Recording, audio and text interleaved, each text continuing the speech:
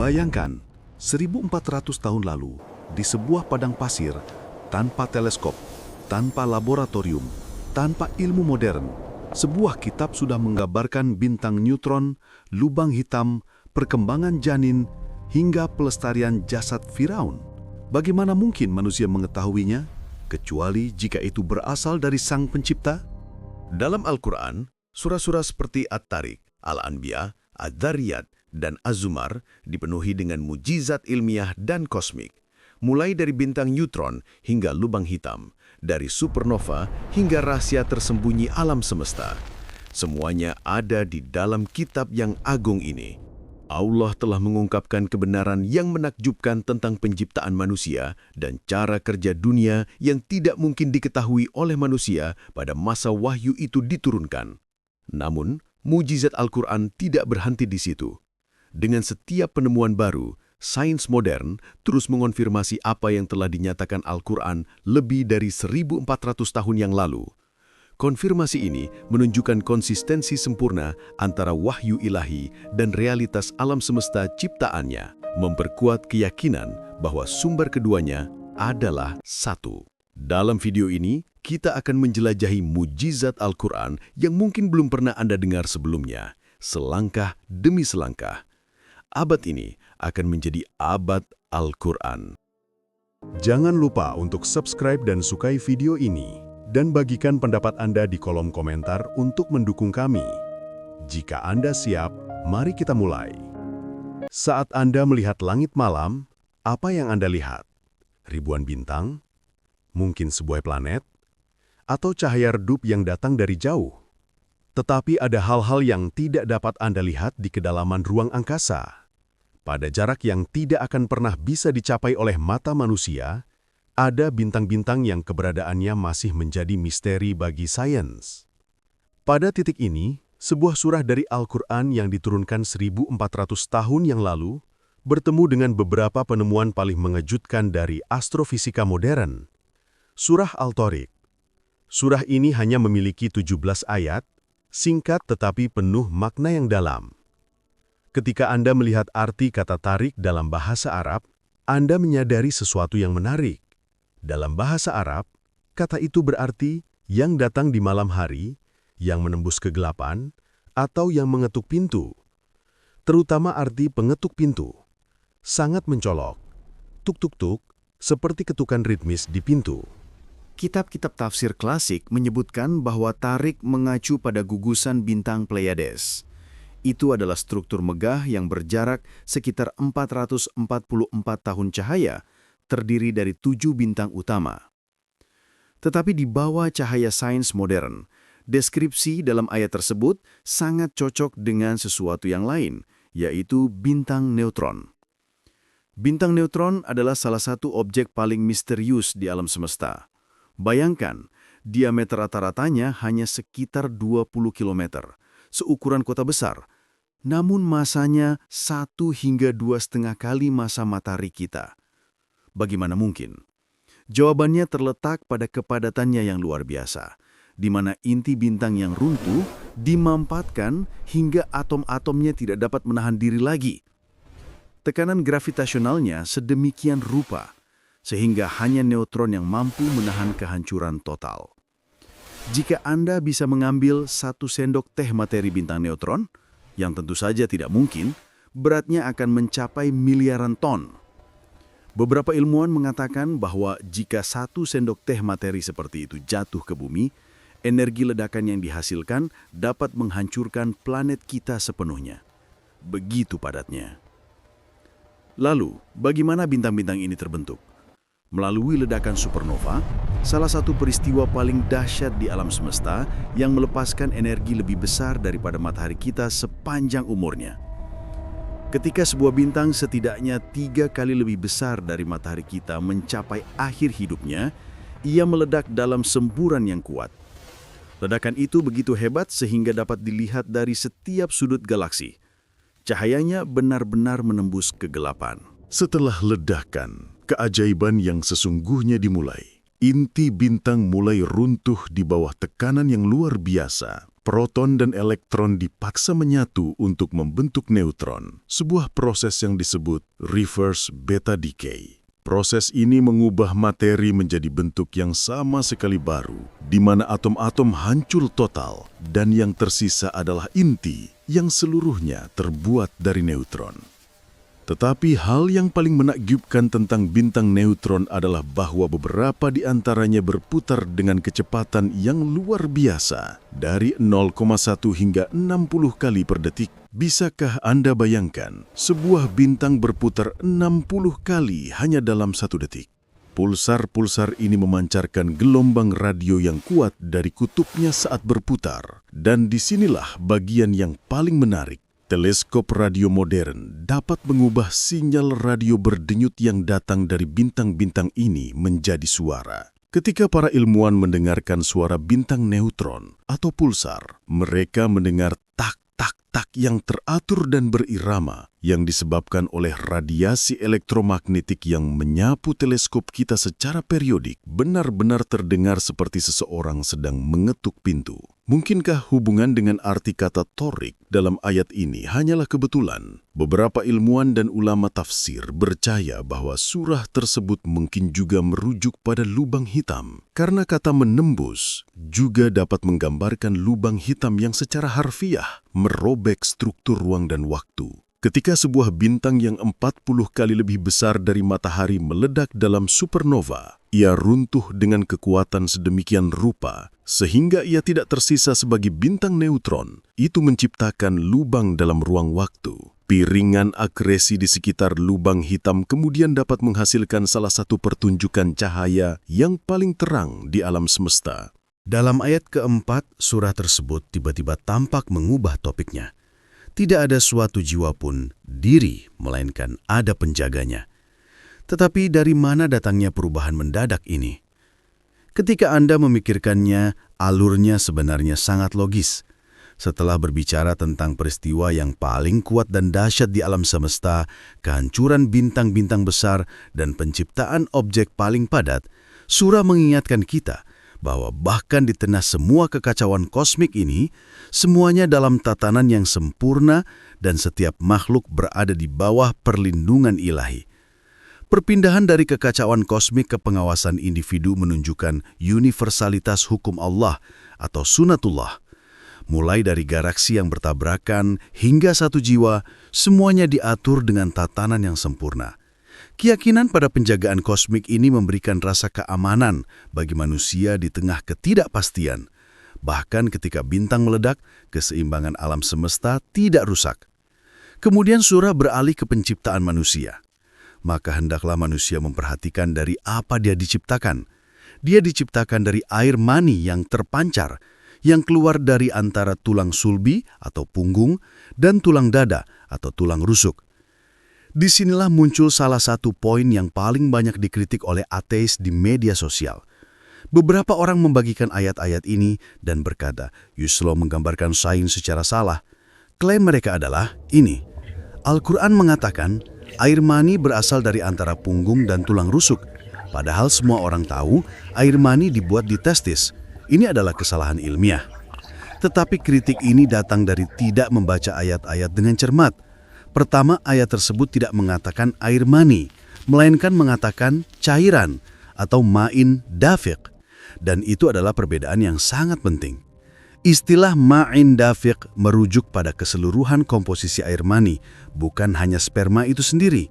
Kedokteran modern mengajarkan kita bahwa sebagian besar cairan dalam air mani tidak diproduksi di testis. Vesicula seminalis, kelenjar khusus di dalam tubuh, menghasilkan sekitar 70% dari cairan ini. Cairan itu kental, kekuningan, dan kaya fruktosa yang memberikan energi pada sperma. Kelenjar prostat juga melepaskan cairan alkali seperti susu yang membantu sperma bertahan hidup. Kedua kelenjar utama ini, vesicula seminalis dan prostat, terletak jauh di dalam panggul dan merupakan derivat embrionik dari jaringan yang sama yang membentuk sistem urin dan reproduksi di daerah antara panggul dan tulang belakang bawah. Ini menempatkan sumber cairan pemancar energi secara regional persis di area yang digambarkan oleh ayat tersebut, yaitu di antara tulang sulbi atau tulang belakang dan tulang dada area rongga panggul atau perut. Selain itu, pada tahap embrionik, testis sendiri turun dari area yang terletak dekat dengan ginjal, yang berada di antara tulang sulbi dan tulang belakang, menekankan ketepatan lokasi asalnya. Sel-sel sperma yang dibuat di testis kemudian ditambahkan ke cairan ini. Jadi pertama ada cairan dan kemudian sperma bergabung dengannya, persis seperti yang dijelaskan oleh ayat tersebut. Dalam surah Al-Mu'minun ayat 13 dan 14, dijelaskan proses yang terjadi setelah pembuahan. Kemudian kami menjadikannya, saripati itu, nutfah atau setetes mani dalam tempat yang kokoh, yaitu rahim. Kemudian nutfah itu kami jadikan alaqah. Selama berabad-abad, kata alaqah diterjemahkan sebagai segumpal darah. Ini menimbulkan kritik. Orang-orang berkata, embrio bukanlah segumpal darah. Namun, dalam bahasa Arab, arti sebenarnya dari alaqah adalah sesuatu yang melekat, menempel, atau menggantung seperti lintah. Ketika kita melihat embriologi modern, sel telur yang telah dibuahi, zigot, melakukan hal itu. Ketika mencapai rahim, ia menempel erat pada dinding rahim, suatu proses yang disebut implantasi. Di bawah mikroskop, ia bahkan terlihat seperti lintah kecil yang tergantung di sana. Selain itu, pada tahap ini, embrio mulai memperoleh nutrisi dari dinding rahim, meniru cara lintah menghisap darah untuk makan, menambahkan lapisan kedua ke akurasi metafora itu. Alaqah menandai dimulainya hubungan parasitik antara embrio dan rahim ibu. Dan saat sistem kardiovaskular mulai terbentuk, pembuluh darah primitif mengelilingi embrio, memberinya penampilan seperti gumpalan kemerahan. Jadi, ketika beberapa penerjemah menggunakan istilah gumpalan darah, mereka mungkin menggambarkan kemiripan visual. Tetapi arti aslinya, melekat, menggantung, menempel, sangat sempurna menggambarkan kenyataan biologis. Surah Al-Anbiya, mujizat atap yang terlindungi, atmosfer. Dalam surah Al-Anbiya ayat 32, Allah berfirman, "Dan kami menjadikan langit itu sebagai atap yang terpelihara." Padahal mereka berpaling dari tanda-tanda kekuasaan Allah itu. 14 abad yang lalu, ketika orang melihat ke langit, yang mereka lihat hanyalah matahari, bulan, bintang, dan awan. Namun Al-Quran berbicara tentang atmosfer, sesuatu yang sama sekali tidak dikenal pada waktu itu. Ini adalah deskripsi yang mengejutkan, karena atap pada umumnya dipahami sebagai struktur yang kaku dan padat. Atmosfer mengelilingi bumi dengan lapisan gas yang tidak terlihat, dan gas-gas ini lebih kuat daripada batu padat. Ketebalannya sekitar 10.000 km dan membungkus bumi sepenuhnya, melindunginya. Meteorit yang datang dari ruang angkasa telah menutupi permukaan bulan dengan kawah. Jika batu-batu yang sama ini mencapai bumi, mereka akan menghancurkan kota dan rumah kita. Tetapi atmosfer memecahnya sebelum mencapai tanah. Sebagian besar dari mereka terbakar dan berubah menjadi debu sebelum memasuki planet kita. Lapisan mesosfer yang berada di ketinggian 50-85 km bertanggung jawab atas pembakaran ini.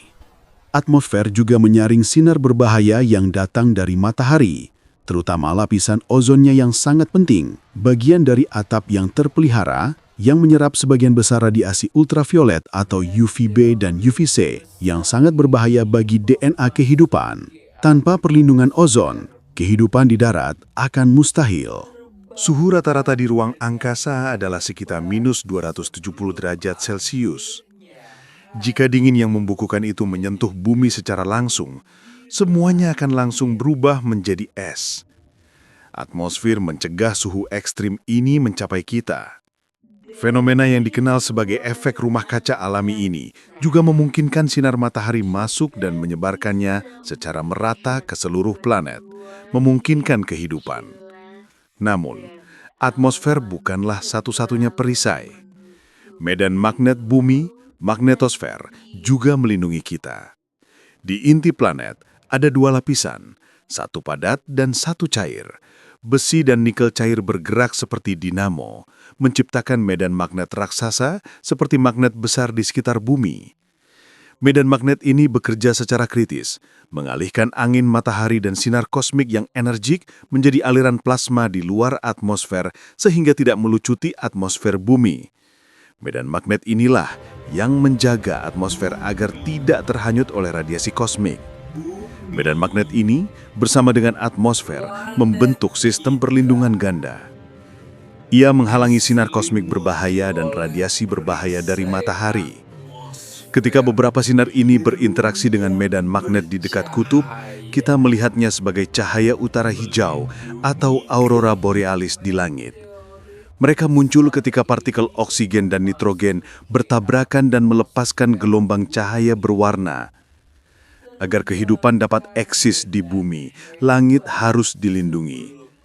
Kebenaran ini, yang baru ditemukan sains belakangan ini, telah disebutkan 14 abad yang lalu.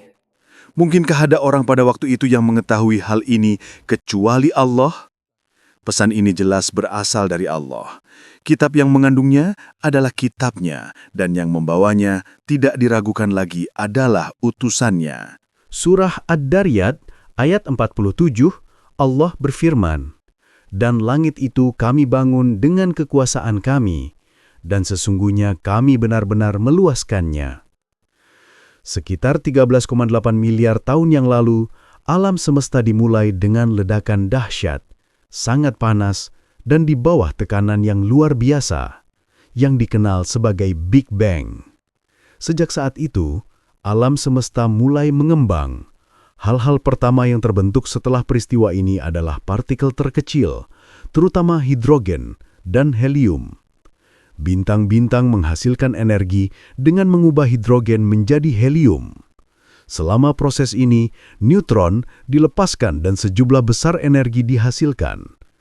Seiring waktu, alam semesta mulai mendingin dan materi mulai menyatu membentuk galaksi dan bintang. Tetapi fakta utamanya tetap, sejak Big Bang, alam semesta tidak pernah berhenti mengembang. Pada tahun 1929, astronom Amerika Edwin Hubble membuat penemuan yang menakjubkan. Menggunakan teleskop raksasa di Observatorium Mount Wilson, ia menemukan bahwa bintang dan galaksi semuanya bergerak menjauh satu sama lain.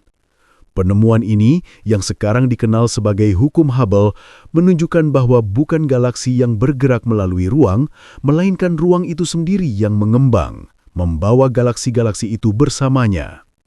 Jika Anda menggambar titik-titik hitam pada balon dan kemudian mulai meniupnya, Anda akan melihat bahwa semua titik bergerak menjauh satu sama lain. Itulah tepatnya bagaimana alam semesta kita berperilaku.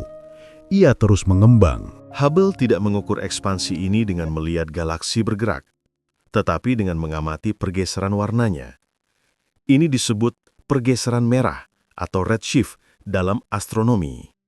Ketika sumber cahaya menjauh, panjang gelombang cahayanya direnggangkan dan bergeser ke arah ujung spektrum yang lebih merah.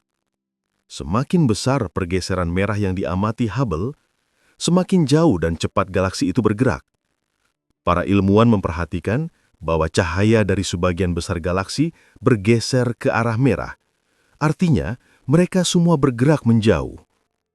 Ini adalah bukti mendasar dari model kosmologi Big Bang. Penemuan bahwa alam semesta mengembang dibuat pada abad ke-20. Namun, 14 abad sebelumnya, seorang pria buta huruf yang tinggal di padang pasir membacakan dari Al-Quran. Kami membangun langit dengan kekuasaan, dan sesungguhnya kami benar-benar meluaskannya. Ini tidak mungkin perkataan manusia. Yang memberi pesan ini adalah yang sama yang meluaskan alam semesta, Allah. Kitab yang mengungkapkannya tidak diragukan lagi adalah Al-Quran. Dan Rasul yang menyampaikannya benar-benar adalah Rasul Allah. Bentuk bulat bumi. Bentuk bumi telah lama menjadi salah satu topik yang paling banyak diperdebatkan dalam sejarah. Banyak orang dahulu berpikir bumi itu datar seperti nampan. Tetapi dalam surat Az-Zumar ayat 5, Allah berfirman, "Dia menciptakan langit dan bumi dengan tujuan yang benar. Dia menutupkan malam atas siang dan menutupkan siang atas malam." Dalam bahasa Arab, kata kerja yang digunakan di sini adalah kewira, yang berarti menjadikan bulat, melingkarkan, atau menggulung. Kata ini juga digunakan dalam bahasa Arab untuk menggambarkan melilitkan sorban di kepala, sebuah tindakan yang hanya dapat dilakukan di sekitar sesuatu yang bulat. Ayat itu mengatakan bahwa Allah menutupkan malam atas siang dan siang atas malam. Pergantian malam dan siang terjadi karena bumi berbentuk bulat. Efek penutupan ini hanya mungkin terjadi pada objek berbentuk bola, di mana garis terminator atau batas antara siang dan malam terus bergerak di sekitar permukaan melengkung. Proses transisi bertahap ini, alih-alih perubahan mendadak seperti pada permukaan datar, dijelaskan dengan indahnya oleh kata kuwera. Dengan kata lain, Al-Quran menggambarkan kebulatan bumi berabad-abad sebelum sains modern. Sekarang, mari kita lihat poin penting. Beberapa orang mengatakan, para ilmuwan membuat penemuan dan kemudian orang-orang beragama datang belakangan dan berkata, "Oh, Al-Quran sudah mengatakan itu. Kalian mengubah arti ayat-ayat agar sesuai dengan sains modern." Tetapi ini tidak benar. Kebulatan bumi sudah diketahui dan ditulis oleh para ulama muslim awal berabad-abad sebelum ditemukan di barat.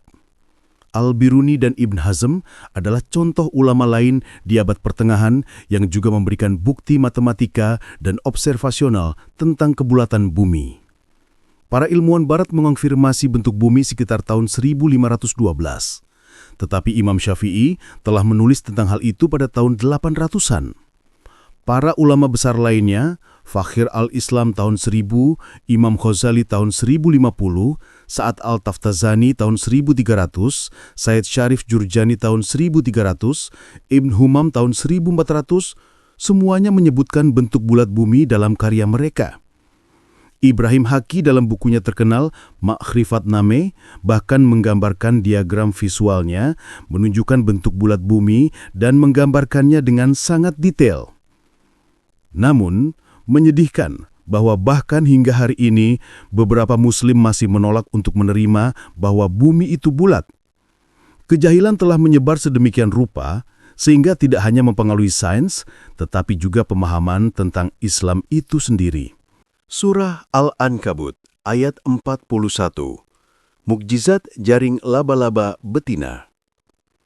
Dalam surah Al-Ankabut ayat 41, Allah berfirman, "Perumpamaan orang-orang yang mengambil pelindung selain Allah adalah seperti laba-laba yang membuat rumah. Dan sesungguhnya, rumah yang paling lemah adalah rumah laba-laba, sekiranya mereka mengetahui." Kata Ankabut berarti laba-laba. Kata kerja itakhozat berarti dia perempuan membangun. Dan jelas menunjukkan bahwa yang membangun jaring itu adalah laba-laba betina. Jadi ayat itu memberitahu kita bahwa bukan laba-laba jantan yang membangun jaring, melainkan laba-laba betina. Berabad-abad kemudian, penelitian mengkonfirmasi bahwa benar jaring dibangun oleh betina, bukan jantan. Bahkan, pada sebagian besar spesies, jantan lebih besar daripada betina, tetapi laba-laba adalah salah satu dari sedikit pengecualian. Laba-laba betina jauh lebih besar daripada jantan, dan dialah yang membangun jaring dan berburu. Selama perkawinan, jika pejantan tidak dapat melarikan diri, betina bahkan mungkin memakannya. Ayat tersebut juga mengatakan rumah yang paling lemah yang membawa makna yang lebih dalam. Kelemahan rumah laba-laba bukan hanya pada kelemahan fisik benangnya. Kelemahan yang lebih mendalam adalah kelemahan sosial atau moral. Laba-laba betina membangun rumah itu untuk berburu. Dan di dalam rumah itu jugalah dia memakan pasangannya dan terkadang bahkan keturunannya sendiri. Filial cannibalism. Ini membuat rumah laba-laba menjadi tempat yang secara inheren tidak aman dan tidak dapat diandalkan dari sudut pandang perlindungan dan keluarga. Selain itu, jaring laba-laba, meskipun kuat, hanya berfungsi sebagai perangkap sementara, mudah dihancurkan oleh angin atau manusia, menunjukkan kerapuhan fungsional. Itulah mengapa Al-Quran menyebutnya rumah yang paling tidak dapat diandalkan. Membuat pernyataan seperti itu 1400 tahun yang lalu adalah tindakan yang sangat berisiko. Jika ada orang, bahkan berabad-abad kemudian, menemukan kebalikannya, seluruh klaim bisa saja dibantah. Namun, apa yang kemudian ditemukan oleh sains sangat cocok dengan apa yang diwahyukan dalam Al-Quran. Surah Al-Hijr, mukjizat angin sebagai penyerbuk. Dalam surah Al-Hijr ayat 22, Allah berfirman, "Dan kami telah mengirimkan angin sebagai penyerbuk atau pembawa kabar baik, dan kami turunkan dari langit air atau hujan, lalu kami beri minum kamu dengan air itu." Kata yang digunakan dalam ayat tersebut adalah lawaqiha, yang berarti penyerbuk atau pembuahan. Menariknya bahwa istilah ini digunakan untuk angin. Untuk waktu yang lama, orang hanya mengetahui satu peran angin sehubungan dengan hujan, yaitu membawa awan dari satu tempat ke tempat lain. Tetapi Al-Quran mengatakan bahwa angin bukan hanya pembawa, tapi mereka adalah penyerbuk. Artinya tanpa mereka, hujan bahkan tidak akan terbentuk. Mari kita lihat ini secara ilmiah. Di atas permukaan laut, muncul lapisan berbusa yang dipenuhi bergelembung udara kecil. Gelembung-gelembung ini menjebak partikel debu yang dibawa oleh angin. Pada saat yang sama, meteor memasuki atmosfer, pecah, dan jatuh ke bumi sebagai fragmen debu yang sangat kecil. Angin membawa partikel ini ke atas dan mencampurkannya ke udara sebagai aerosol kecil. Partikel-partikel ini berfungsi sebagai inti kondensasi atau condensation nuclei, yang merupakan pusat di mana molekul uap air dapat berkelompok dan mengendap. Tanpa inti ini, yang diserbuki oleh angin, kondensasi tidak akan terjadi dan awan tidak akan dapat menahan air sebagai tetesan hujan. Dengan kata lain, partikel-partikel yang dibawa angin ini secara harfiah membuahi uap air untuk membentuk hujan, sebuah proses yang sangat penting bagi siklus air. Angin bertindak sebagai agen vital dalam proses mikro yang tak terlihat ini. Jika angin tidak melakukan proses penyerbukan ini, sistem akan runtuh. Tidak setetes pun hujan bisa turun dari awan. Dahulu kala, orang-orang menghadapi kekeringan dan mencoba mendatangkan hujan melalui ritual primitif, seperti mengikat semak-semak ke ekor sapi dan membakarnya agar sapi berlari, berharap itu akan membawa hujan. Namun, 14 abad yang lalu, Al-Quran telah menyebutkan bahwa angin menyerbuki awan, sebuah kebenaran yang baru ditemukan sains pada abad terakhir. Jelas, pengetahuan seperti itu tidak mungkin datang dari manusia pada masa itu. Ini adalah firman Allah. Surah Az-Zumar, mukjizat perkembangan bayi dalam 3 kegelapan. Dalam surah Az-Zumar, ayat 6, Allah berfirman, "Dia menciptakan kamu dari diri yang satu. Kemudian darinya dia jadikan pasangannya, dan dia menurunkan untukmu 8 pasang hewan ternak. Dia menjadikan kamu dalam perut ibumu, kejadian demi kejadian dalam 3 kegelapan. Frasa 3 kegelapan, Zulumat Salas, mengacu pada 3 lapisan struktur yang mengelilingi embrio, memberikan perlindungan berlapis yang vital. Embrio berkembang di dalam 3 lapisan kegelapan. Kegelapan dinding perut, lapisan luar. Kegelapan dinding rahim, lapisan tengah. Dan kegelapan selaput ketuban atau membran janin, amniotik membrane dan chorionic membrane, lapisan dalam. Setiap lapisan ini berfungsi untuk melindungi janin dari trauma mekanis, menjaga suhu yang konstan, dan mencegah infeksi. Perlindungan berlapis ini memastikan kondisi steril dan stabil yang optimal untuk perkembangan janin yang rapuh. Kehidupan di dalam rahim juga melalui 3 tahap utama, yaitu tahap pra-embrionik 2,5 bulan pertama, tahap embrionik 2 hingga 8 minggu, dan tahap janin setelah 8 minggu. Ayat ini dengan jelas menggambarkan bahwa proses pembentukan manusia mengambil tempat di lingkungan yang berlapis dan gelap, informasi yang diungkapkan 1400 tahun yang lalu. Kita baru menemukan detail anatomi dan tahapan ini pada abad terakhir menggunakan teknologi modern seperti ultrasonografi. Bagaimana mungkin seseorang mengetahui hal ini pada masa lampau tanpa alat ilmiah apapun? Itulah mengapa banyak peneliti di Barat telah memeluk Islam setelah menemukan ayat-ayat seperti itu dalam Al-Quran. Surah Ad-Dariyat, mukjizat reproduksi seksual dan aseksual. Dalam surah Ad-Dariyat ayat 49, Allah berfirman, "Dan segala sesuatu kami ciptakan berpasang-pasangan, supaya kamu mengingat kebesaran Allah." Ayat tersebut menyebutkan pasang-pasangan. Fakhruddin Ar-Razi bertanya, mengapa ia tersebut menyebutkan pasangan setelah sudah menyiratkan dua, dan El-Malili Hamdi Yazir menjawab, "Wahai Imam, untuk benar-benar memahami ayat ini, Anda perlu hidup di zaman ini." Sekarang kita tahu alasannya. Tidak semua makhluk hidup bereproduksi dengan cara yang sama.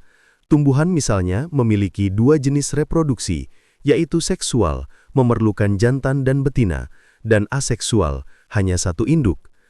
Reproduksi aseksual terjadi ketika hanya satu induk yang menciptakan keturunan yang identik dengan dirinya sendiri. Organisme seperti bakteri berkembang biak dengan membelah, menciptakan klon. Beberapa tumbuhan menumbuhkan keturunannya langsung di tubuh mereka sendiri. Reproduksi seksual di sisi lain memerlukan jantan dan betina. Setengah dari gen berasal dari ibu dan setengah dari ayah, menciptakan makhluk baru dan unik. Manusia, kijang, dan sebagian besar hewan bereproduksi dengan cara ini. Konsep bahwa tumbuhan memiliki jenis kelamin jantan dan betina, dan bahwa alam dipenuhi dengan dualitas ini, baru ditemukan dan dipahami secara ilmiah sekitar 1 abad yang lalu. Pada waktu itu, tidak ada biologi, tidak ada botani, dan tidak ada peralatan ilmiah. Siapa yang bisa memberikan pengetahuan ini 1400 tahun yang lalu? Ini tidak mungkin perkataan manusia, itu hanya bisa menjadi firman Allah, pencipta alam semesta. Beberapa ulama juga mencatat bahwa ayat ini dapat mencakup pasangan lain yang ditemukan di alam, seperti materi dan antimateri, positif dan negatif, seperti proton dan elektron, atau siang dan malam, yang menunjukkan bahwa segala sesuatu dalam penciptaan ada dalam dualitas. Dualitas ini menegaskan sifat saling melengkapi dan ketergantungan segala sesuatu di alam semesta. Surah An-Nahl ayat 68-69, Mukjizat lebah madu betina. Dalam surah An-Nahl ayat 68-69, Allah berfirman, "Dan Tuhanmu mengilhamkan kepada lebah, buatlah sarang-sarang di gunung-gunung, di pohon-pohon kayu, dan di tempat-tempat yang dibikin manusia. Kemudian makanlah dari segala macam bunga dan buah-buahan, dan tempuhlah jalan-jalan Tuhanmu, yang telah dimudahkan bagimu. Dari perutnya itu keluar minuman yang bermacam-macam warnanya, di dalamnya terdapat obat yang menyembuhkan bagi manusia. Sesungguhnya pada yang demikian itu, benar-benar terdapat tanda kebesaran Tuhan bagi orang-orang yang memikirkan." Dalam tata bahasa Arab, setiap kata memiliki jenis tata bahasa, maskulin atau feminin. Dalam ayat-ayat ini, Allah menggunakan bentuk feminin untuk setiap kata kerja yang berhubungan dengan lebah. Misalnya, buatlah sarang, ittakhidhi, makanlah, kuli, dan tempuhlah, usluki. Semuanya adalah bentuk feminin. Perutnya itu ditulis sebagai butuniha, yang berarti perutnya perempuan. Al-Quran hanya menggunakan kata kerja feminin, membuktikan bahwa semua tugas berharga ini, membangun sarang, mengumpulkan nektar, dan memproduksi madu, dilakukan oleh lebah betina atau lebah pekerja. Berabad-abad kemudian, sains mengkonfirmasi bahwa memang lebah betinalah yang membangun sarang, mengumpulkan nektar, dan memproduksi madu. Lebah jantan atau drone hanya memiliki peran untuk kawin dengan ratu. Mereka tidak memiliki sengat, tidak mengumpulkan nektar, dan dikeluarkan dari sarang segera setelah musim kawin berakhir. Penggunaan bentuk kata kerja feminin yang akurat secara tata bahasa dan biologis ini menunjukkan pengetahuan mendalam tentang biologi serangga yang mustahil diperoleh manusia di padang pasir pada abad ke-7. Pikirkan tentang waktu ketika ayat ini diturunkan 1400 tahun yang lalu di gurun Arab, di zaman tanpa zoologi, tanpa mikroskop, tanpa penelitian ilmiah. Bagaimana mungkin ada orang yang tahu bahwa hanya lebah betinalah yang melakukan tindakan ini? Ini menunjukkan bahwa Al-Quran benar-benar firman Allah yang mengilhami lebah itu sendiri. Mukjizat linguistik dan fonetik Al-Quran. Al-Quran terdiri dari 6.236 ayat yang terdiri dari 77.797 kata yang berasal dari 11.794 pola kata dan didasarkan pada 1.771 bentuk akar. Di antara kata-kata ini, masing-masing dipilih dengan ketepatan yang sempurna. Ulama Ibn Atiyah berkata, jika Anda mengganti satu kata pun dalam Al-Quran dengan kata lain, makna dan keindahannya hilang. Ketepatan ini melampaui pemilihan sinonim, mencakup irama, rima, dan makna tersirat yang hanya bisa diwujudkan oleh kesempurnaan ilahi. Meskipun bahasa Arab memiliki banyak sinonim, tidak ada kata yang dapat menggantikan kata lain dalam Al-Quran. Al-Quran juga memiliki harmoni fonetik yang menakjubkan. Suaranya sangat cocok dengan maknanya. Itulah mengapa bahkan seseorang yang tidak mengerti bahasa Arab masih bisa merasakan emosi, kekuatan, atau ketakutan dalam sebuah ayat. Contoh yang menonjol adalah surah Al-Masad, Tabbat syada abi lahabin wa tab. Suara-suara pendek yang meledak, te, be, de, menciptakan ritme yang terasa seperti api yang berderak, kemarahan dan kehancuran. Dalam surah Yusuf, kata jub, sumur, memiliki suara yang dalam dan bergema, seperti sesuatu yang jatuh ke dalam lubang. Kata itu sendiri terdengar seperti tindakan yang dijelaskannya. Sementara itu, dalam surah An-Nas, kata waswas berarti bisikan. Bahkan suara kata itu terasa seperti bisikan, konsonan lembut yang berulang yang meniru tindakan berbisik itu sendiri. Keindahan dan kekuatan ini menunjukkan bahwa penyusun kata-kata tersebut memiliki pengetahuan penuh tentang bahasa dan efek psikologisnya. Surah Al-Kahf, kisah Ashabul Kahfi dan mukjizat tidur. Allah berfirman dalam Al-Quran, "Dan kamu mengira mereka itu bangun, padahal mereka tidur. Dan kami bolak-balikan mereka ke kanan dan ke kiri." Ayat ini berbicara tentang Ashabul Kahfi, para penghuni gua yang ditidurkan selama 300 tahun. Sekilas frasa "kami bolak-balikan mereka" mungkin tampak sederhana, tetapi sebenarnya menunjuk pada kebenaran yang baru ditemukan oleh kedokteran modern. Ketika seseorang berbaring diam untuk waktu yang lama, sirkulasi darah melambat, dan tekanan yang terus-menerus pada titik-titik tertentu dapat menyebabkan iskemia jaringan dalam dan akhirnya nekrosis atau kematian jaringan atau luka tekan. Ini dapat menyebabkan infeksi fatal. Itulah mengapa bahkan hari ini rumah sakit secara teratur membalik pasien yang terbaring di tempat tidur dari sisi ke sisi setiap beberapa jam. Ayat ini menggambarkan perlindungan ilahi yang berkelanjutan dengan ketepatan medis yang luar biasa. Ayat berikutnya mengatakan, "Dan kami tutup telinga mereka di dalam gua itu beberapa tahun." Kata Arab doroba berarti memukul, tetapi ketika digunakan dengan telinga, itu berarti menghalangi pendengaran atau menyebabkan tidur nyenyak. Ini adalah deskripsi yang perfect, karena secara neurologis, pusat pendengaran di otak adalah salah satu area terakhir yang dinonaktifkan saat tidur nyenyak, dan telinga tetap menjadi saluran utama bagi alarm. Jika Allah tidak menghalangi pendengaran mereka, bahkan suara kecil pun bisa membangunkan mereka. Demikianlah ayat-ayat ini menggambarkan dua realitas ilmiah, perlindungan tubuh melalui pembalikan teratur untuk mencegah kerusakan jaringan, dan isolasi dari suara untuk memastikan tidur nyenyak yang tidak terganggu. Kedua detail itu menunjukkan pengetahuan yang jauh melampaui pemahaman manusia pada waktu itu.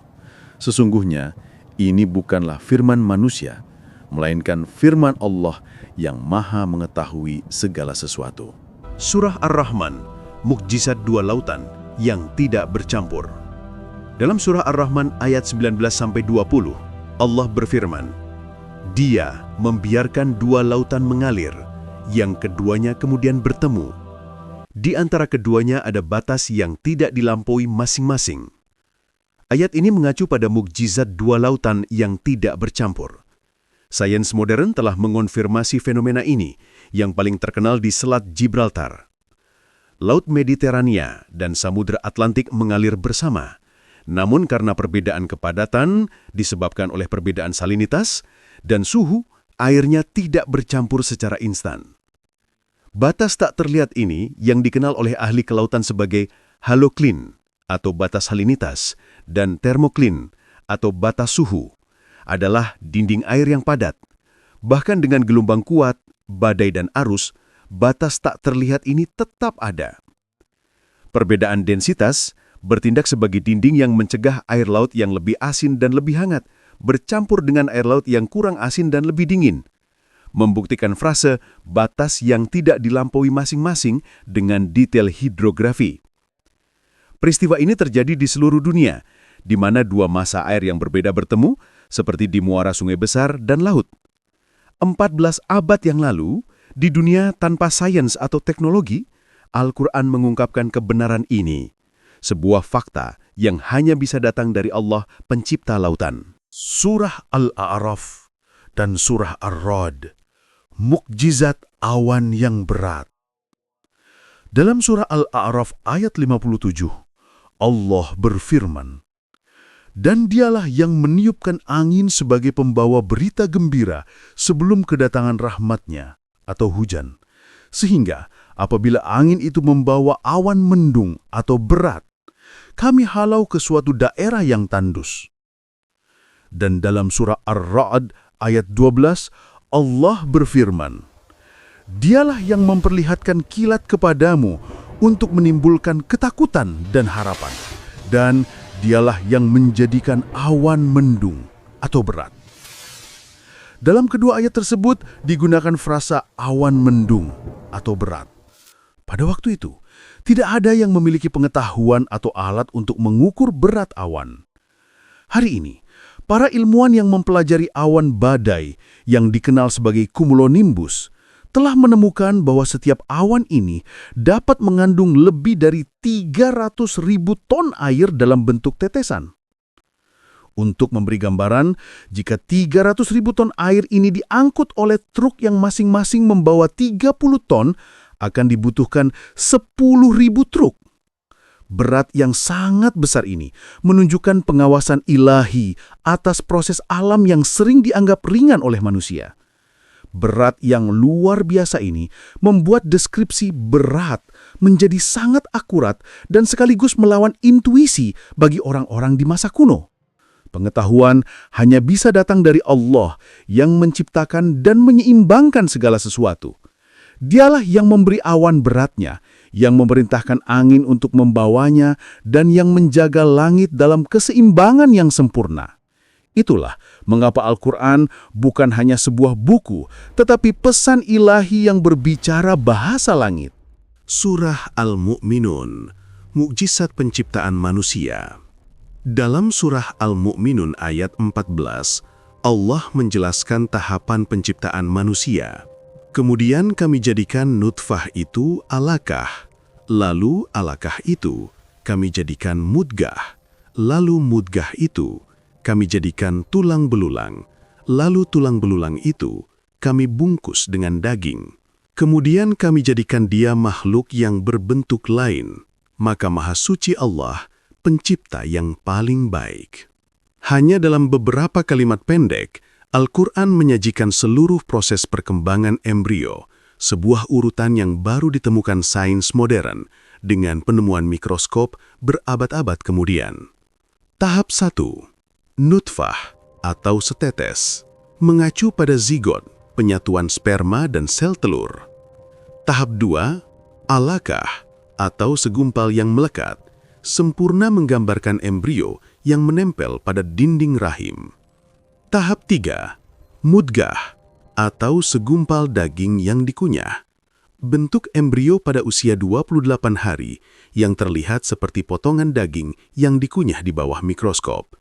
Terutama karena pembentukan somit atau blok-blok jaringan yang nantinya akan membentuk kolom tulang belakang dan otot rangka.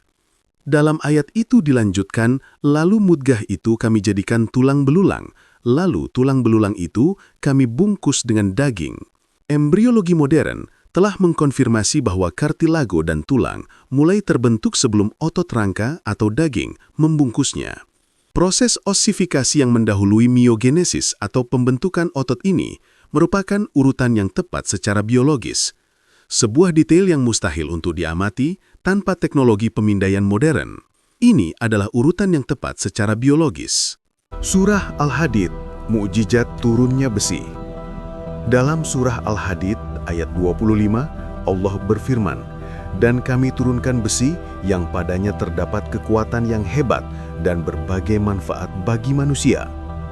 Frasa yang mencolok di sini adalah kami turunkan besi. Biasanya orang akan berharap dikatakan kami keluarkan besi karena manusia menambang besi dari bumi. Jadi mengapa Al-Quran mengatakan diturunkan? Ilmu modern telah mengungkapkan bahwa ungkapan ini sepenuhnya akurat. Besi tidak berasal dari bumi. Unsur-unsur yang lebih ringan seperti hidrogen dan helium dapat terbentuk dalam bintang biasa, tetapi besi atau Fe membutuhkan suhu dan tekanan luar biasa. Suhu yang dibutuhkan agar besi terbentuk adalah lebih dari 100 juta derajat Celcius. Besi hanya terbentuk selama nukleosintesis supernova ketika bintang-bintang masif mati dan meledak. Ketika bintang-bintang ini meledak, unsur-unsur berat seperti besi tersebar di seluruh alam semesta. Partikel-partikel ini melakukan perjalanan melalui ruang angkasa dan akhirnya jatuh ke bumi melalui meteorit yang kemudian menjadi bahan mentah bagi planet ini. Jadi, besi memang diturunkan dari langit. Selain manfaat di bumi, inti besi cair bumi menghasilkan medan magnet yang melindungi planet kita dari angin matahari yang berbahaya, sehingga besi adalah penjamin kehidupan di planet ini. Fungsi ganda besi sebagai bahan dasar peradaban manusia dan sebagai perisai planet menjadikannya anugerah yang penuh kekuatan. Surah Yunus, mukjizat pelestarian jasad Fir'aun. Ketika Nabi Musa mencapai tepi Laut Merah, tentara Fir'aun berlada di belakangnya dan laut membentang di depannya. Pada saat itu, Allah memerintahkan, "Pukullah laut itu dengan tongkatmu." Laut terbelah, menjulang seperti gunung-gunung yang menjulang tinggi di kedua sisi. Musa dan para pengikutnya menyeberang dengan selamat. Ketika Fir'aun dan tentaranya mengikuti, laut menutup di atas mereka. Al-Quran berfirman, "Maka kami belah laut itu, dan kami selamatkan kamu, dan kami tenggelamkan Fir'aun dan bala tentaranya." Al-Baqarah ayat 50. Tetapi Al-Quran juga mengungkapkan sesuatu yang luar biasa, yaitu kata-kata terakhir Fir'aun dan pelestarian jasadnya. Saat dia tenggelam, dia berkata, "Aku percaya bahwa tidak ada Tuhan selain yang diyakini oleh Bani Israel, dan aku termasuk orang-orang yang berserah diri, Muslim." Allah berfirman, "Maka pada hari ini kami selamatkan jasadmu, agar kamu dapat menjadi pelajaran bagi orang-orang yang datang setelahmu." Yunus ayat 92. Ayat ini menubuatkan bahwa jasad Fir'aun akan diselamatkan dari pembusukan dan tetap menjadi tanda bagi generasi mendatang. Lebih dari 1.300 tahun kemudian, pada tahun 1896, nubuat ini terpenuhi. Para arkeolog di Mesir menemukan jasad-jasad yang dimumikan di dekat Laut Merah. Di antara mereka, ada satu yang sangat cocok dengan deskripsi Fir'aun Merneptah, putra Rameses II, yang diyakini sebagai Fir'aun Nabi Musa. Jasadnya utuh, rambut, kuku, dan gigi masih utuh, dan analisis modern menunjukkan adanya garam di paru-paru yang konsisten dengan kematian karena tenggelam di laut.